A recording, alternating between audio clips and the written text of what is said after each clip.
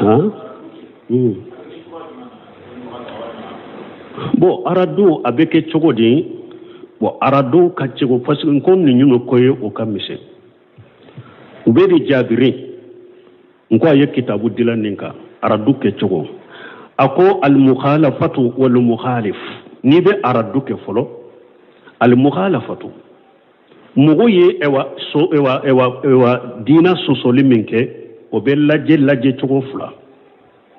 Al-mukhalif, min fana ye ewa katawura o fana be laje chogo fula. Mukhalafatu o laje chogo fula munye eska aye sosoli aye dina sosoli minke masala tu isi hadiya do folowa ambo laje ni masayta tu isi hadiya de do ambe sawabar beira la anta lagoshi anta nani anti foi aka boyana ka karama baka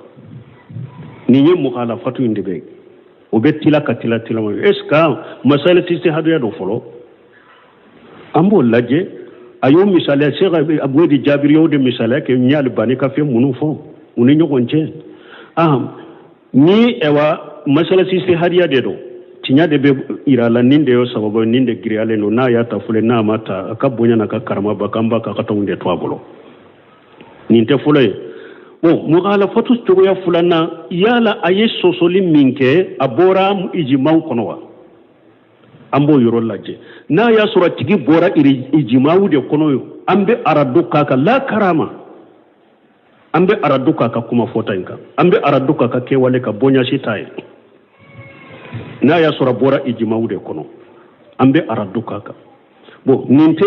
ewa sosoli kera minna ba al mukhalafatu oten ninyewa obeye chego ya fulade la yala masalati shi hadiya do wa ubi masala min do yala aye ijimau de sosowa ninto fulay nambura yoro la minyire ye sosoli nke afana bella laje chego fula ahli sunna wal jamaa kam mogodo be bidia mogodo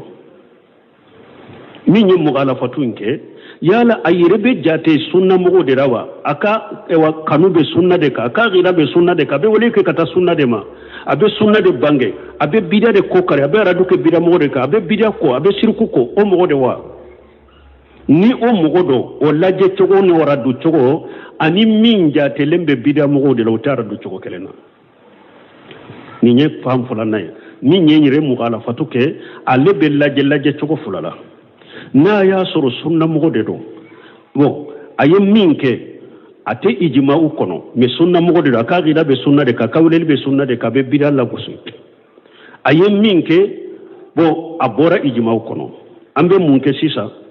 ante alennani anta ko filibanti folo bonya baka karama baka abe sunna de fali minna me ambe cinya irala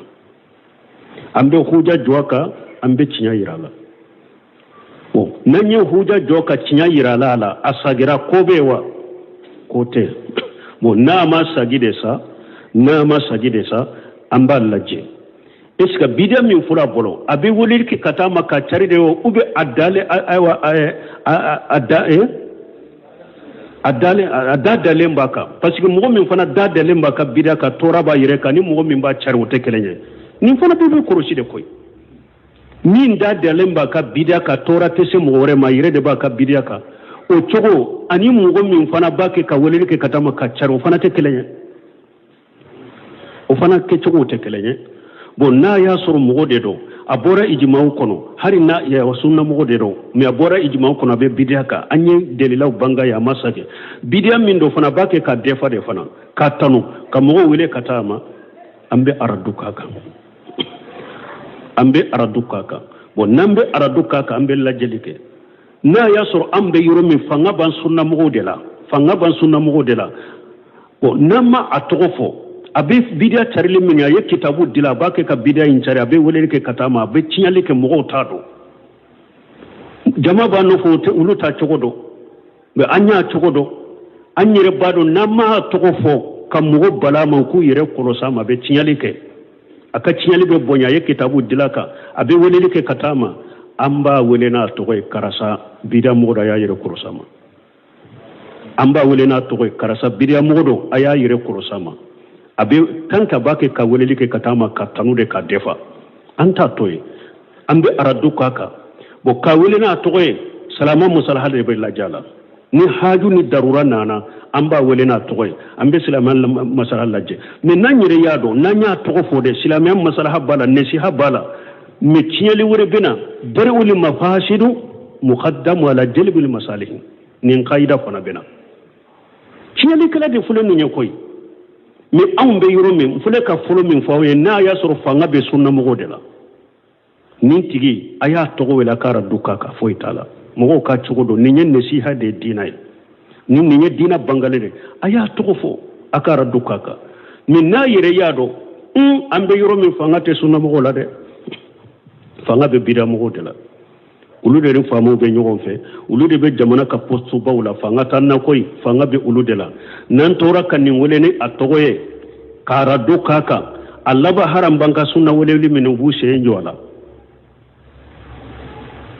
ewa amba ka bida fo ka fo karas ewa bidia ni nye bidia ni tabule bidia ni kuma ye bidia anka togo foli toye na nyere yada togo foli bese kana ni tora islamiyama darul mafasiri muqaddamu ala jalbil masalih ika tora nyuni udi bese na fasa malinye folo ninka kolo sala na ya soro ewa mukhalafatu min yake o ye bidia mo de yake ne si hakoni fentola anyire yado ale tabule bidaya ale be bidia de ka aradu de be ko kataro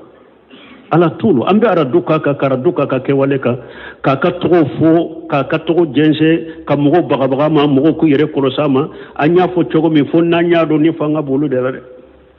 ni to ko foro be fona ne fitina wore ni bala wure silamuma bo min ka jugo hari ale be minna donc nanyen ni ndo ala donc amba ka togo foli to me ambe araduka ka fota na ka ketaka aw ben nin kuma min fana fo ayimut sarfu ben nunun de ka Sheikh Fawzan nunun ben nunun de ka cide Abdallah Bumbaji ko ako hada madenka kataw bange hari ni ma togo fo afo kataw bange dro mo munun ben nin fo ni ninde mo munun ben nin fo ni kataw mo munun ben nin ken ni kataw araduka kan ni chawle kana togo fo ko parce que ci de ñere abafu ma balu aqwam ma balu rijal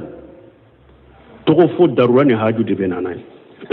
nya fo chokomi ni darurani haju nana anye doye aye kitabu dila bidiyaka abe bidiya chari abe bidiya jense abe bidiya tanu namman nin to ko fo mogo ye iku yire kolosama abe islamiya cinya daruran nana haju nana be nin to ko fo darura nana haju nana be nin togofo mais ni darura mana haju mana an kana togofo an kara duke Sheikhul Salih Fawzan har Muhammad bin Hadi Madghali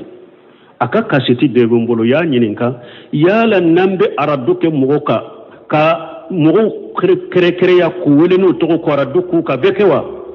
ako abekeke me haju ako ni haju sherama ambake me ako ni mogo min bake ka bidia ke mahmuru aka ko dogolendo la ko denselente akoy kana nin togofo aka bidia denselente betado ibe seka araduke nin kay kana togofo parce que ni ya togofo ibe aka ko bange mogoye mi nyere ka ko dogolendo na yere betado yere bidia mimbo obolo kalo togofo bidia info doro ka araduko ka ni yo togo yere fo yere e yere ma bange wa ako yere yo bange ibo toyede atogo toyede togo fo haju de benana ni haju shera togo fo ma ibe togo fo ke ni haju ma se togo fo ma e kana togo fo ke o minye Muhammad ibn Salih Usaimi rahimahullah ale koni ko ale ka majlisi ale ka nyinin kali jabiyo ale ka ewa sigiyoro ko ate ale ka manhaju kono ko ni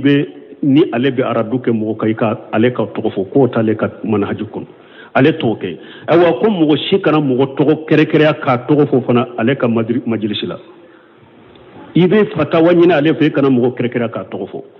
ibe ale ka majlisi kono ibe nyini kale ke kana mo kere ale fo ko ale bode ka abe ala de la ka saude ka fana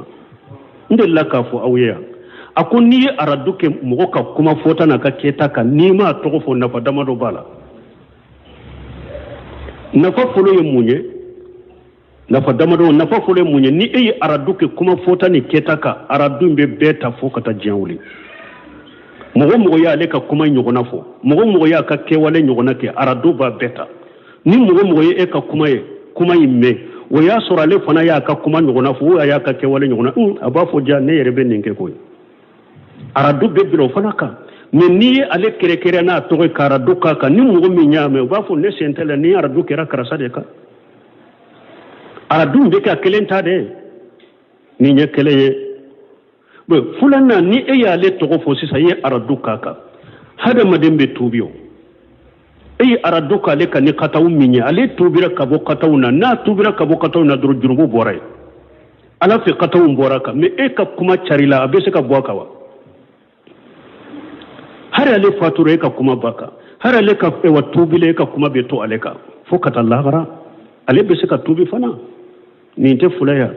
sabanan a bɛ kɛ sababu ye fana ka fitina ni bagadaw ni juguya ka ani farafaraya k'a don silamɛw ni ɲɔgɔn cɛ parce que ni e y'ale tɔgɔ fɔ sisan yɔrɔ dɔ la e ka kasɛti dɔ hali ni e tɛ mɔgɔw dɔ bɛ kɛlɛ e y'ale wele n'a tɔgɔ ye k'ale tɔgɔ fɔ kasɛti ka aradu k'a kan ale kanubaga dɔ bɛ yen e ka kanubagaw bɛ yen ale ka kanubaga dɔ kumana ka kuma jugu fɔ e ka kanubaga dɔ fana sigila a y'o jaabi fitina ni kɛlɛ nanu b'a mana bɛ fitina ni kɛlɛ de nati nin ye joli ye saba bon naaninan a ka ca ala fɛ n'i ma mɔgɔ tɔgɔ fɔ i ye aradu kɛ kuma fɔta ni kɛta kan n'a y'a mɛn ale tɔgɔ ma fɔ a ka teli ka sagi a ka teli ka sagi ka bɔ ka taa na mais n'a tɔgɔ fɔra ni ala ma fara ka setani bɛ don a la a fana b'a fɔ ko a b'a yɛrɛ dɛfa de sisan a fana b'a fɔ ko a b'a yɛrɛ dɛfa de ko a bɛ aradu kɛ e kan ou bien a fana bɛ jaabi kɛlɛ bɛna bagadaw bɛna juguya bɛna fɛn ma dilan a bɛ na ni tiɲɛli de ye donc an kɔni bɛ minnu fɔ dɔɔninkɛbaw ka hali sɔnɔ jama ka kitabu n'u ka kumaw kɔnɔ an ka janto yɛrɛ la o ye ninnu de tɔgɔ bɛ fɔ dɛ mais haju ni darura de bɛ na ni tɔgɔ in si ka taa silamɛya ma mais ni haju ni darura mana ni mɔgɔ min ka tɔgɔ fɔli ye an ka aradu kɛ kuma fɔtaw ni kɛtaw kan ala ka hakiliman d'a ma subhanakallahumma rabbana bihamdika ashhadu an la ilaha illa anta astaghfiruka wa atubu ilayk